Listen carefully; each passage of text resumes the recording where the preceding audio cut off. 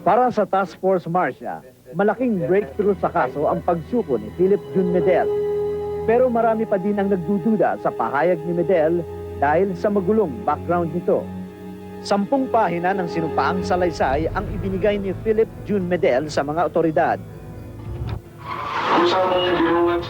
Inamin niyang sa murang halaga ng 50,000, sinaksak niya at pinatay si Nida. Pero itinuro niyang mastermind si Rod Lawrence Strunk, ang asawa ni Nida ng mahigit 20 taon.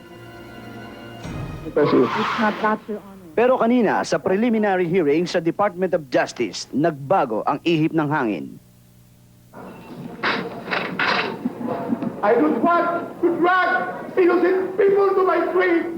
I know I will die.